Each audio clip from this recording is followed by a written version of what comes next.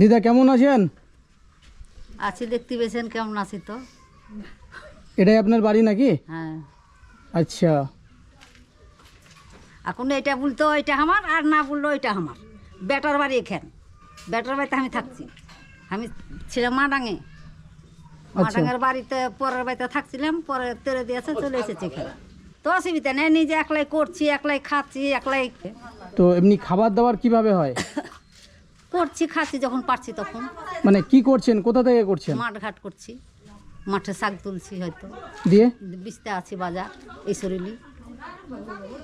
ও মানে নিজের জমি থেকে তুলছেন না অন্য কারো জমি থেকে? নিজের জমি কোনো পাবো আমরা, পরের জমিতে তুলে নিয়ে আসছি আর বিচছি। তো আপনি যার জমি থেকে তুলছেন সে আপনাকে কিছু বলে না?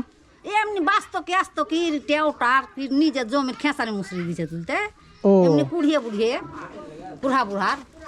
হ্যাঁ, আচ্ছা, শাক পাত যা হয় সেগুলো আপনি বাজারে বিক্রি করতে যান? হ্যাঁ। ক টাকা হয়? যা হয়তো 100 টাকা হইলো, 50 টাকা হইলো, 150 টাকা হইলো, যেটি হলো। সারাদিন বাজারে থাকতে হয় নাকি এগুলো বিক্রি করবার তো জন্য? বাজারে বিক্রি করলে সারাদিন থাকতে হবে না। আপনার তো সুন্দর ঘর বাড়ি আছে। সুন্দর ঢেকতে না পেলে কি করবো, ঢেকতে পারি না। এটা বেটার ঘরে যাচ্ছি আমি। বেটাকে বলেন এটা করে দিতে, আপনার ছেলে করছে না কেন? ও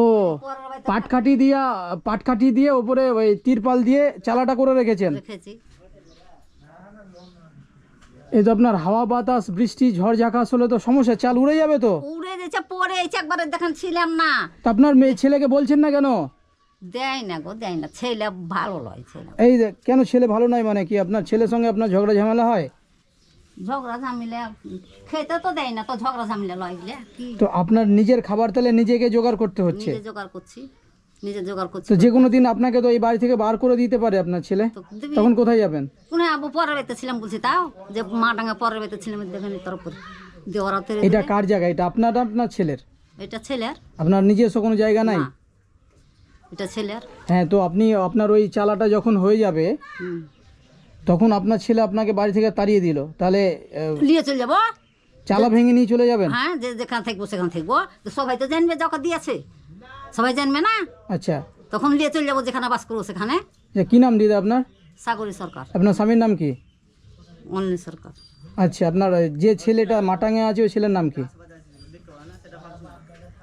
ওই ছেলের নাম হচ্ছে কি দিদা, ওটা কি আপনার ছেলে নয় নাকি? ছেলে গো।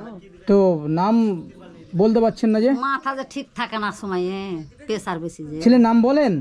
এই অনিল সরকার। অনিল সরকার তো আপনার স্বামীর নাম? বিক্রম না, দুর্যোধন সরকার। দুর্যোধন সরকার। হ্যাঁ, আপনি নাম ধরে কখনো ছেলেকে ডাকেন না? ডাকি বলছি, তাও যে এই যে হয় না, নামটা মনে থাকে না। দিদা আর কিছু চাহিদা আছে আপনার? আর কি, শুধু চালাটা হলেই হয়ে যাবে? আর মানে খাদ্য খাবার কিছু প্রয়োজন? হ্যাঁ, আর কিছু? আর রোগ বিরাদের টাকা পয়সা, অসুখ বিসুখ দেখাবো। আচ্ছা, বুঝতে পারলাম। দিদা এই জায়গাটার নাম কি? কোন জায়গাটা? এই জায়গাটার নাম কি? এই জায়গাটার নাম কি? গ্রামটা? হ্যাঁ, আমুয়া। আমোহা। হ্যাঁ, আচ্ছা, এটা আমোহার মধ্যেই পড়ছে? হ্যাঁ, আপনার এই চালাটা হয়ে গেলে আপনি খুশি হবেন? হ্যাঁ। হ্যাঁ, শুধু এক চালাই হলে হয়ে যাবে না, দুই ঘরেরই চালা লাগবে? এক চালা হলেই হবে। জাস্ট আপনার থাকবার জন্য যেটুকুটা প্রয়োজন সেটুকুটা হলেই হবে, তাই তো? আচ্ছা, বেটাকে কিছু করবেন না, কেউ আবার লরম সরম মানুষ। দিদা আপনার হেল্পের জন্যই আমরা এসেছি, আপনার ছেলের নয়। হ্যাঁ, তো সেটাই কথা বলছি, যে লরম আছে তো তো বলবে যে মাকে ভাত দেয় না, তখন তো কিছু করবো, হয়তো সেটাই চিন্তা করছি। বুঝতে পারলেন তো? আপনার এই চালা টালা হয়ে গেলে খুশি হবেন তো? তো খুশি হব না কেন?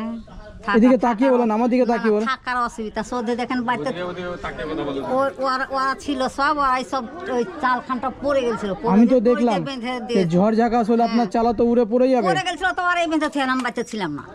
ও তাই নাকি? হ্যাঁ, মায়ের বাড়ি গেছিলাম, বহিন একটা অসুস্থ ছিল, দেখতে গেছিলাম, সব উল্টে পড়ে যাও, আর এইসব বেঁধেছি দেখতে হবে এখানে, আবার চাল চাপা।